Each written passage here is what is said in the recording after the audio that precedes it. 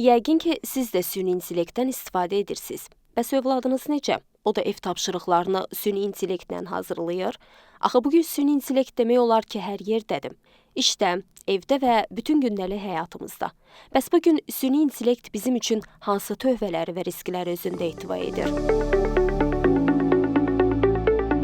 Məsələn, esse yazıldıqda şagirdlər və tələbələr rahatlıqla ChatGPT kimi veb-saytlardan istifadə edərək stilistik və qrammatik səhvləri düzəldə bilərlər.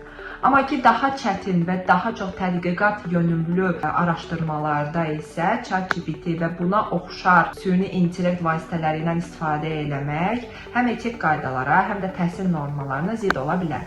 Sizin yerinizə hansısa bir qərar qəbul edə bilər və ya səhv alqoritmlə sizi səhv yönləndirə bilər. Bu isə şagirdlərə və tələbələrə səhv yöndə fikir formalaşdıra bilər. İdeya manipulyasiyası, dezinformasiya, faktlarla manipulyasiyada əsas mənfi cəhətlərdən biridir.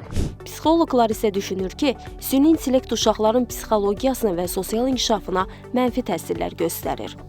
İndi təsəvvür edin ki, sizin heç kəsiniz yoxdur və siz ancaq ChatGPT-dən müəyyən bir məsləhətlər alırsınız.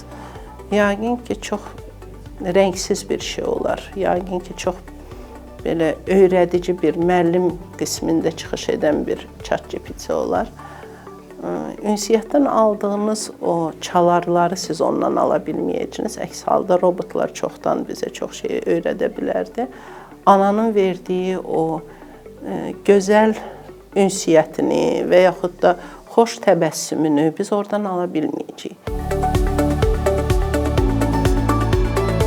Süni intellektin və telefonların həm çətinliyi, həm də təhlükəsi, eyni zamanda imkanı və həyəcanı ondadır ki, gənc nəsil artıq hər şeyin oradan gəldiyini düşünür və elə bilir ki, hər cavabı onlardan almaq mümkündür. Amma əslində süni intellekt sizə lazım olan hər şeyi vermir.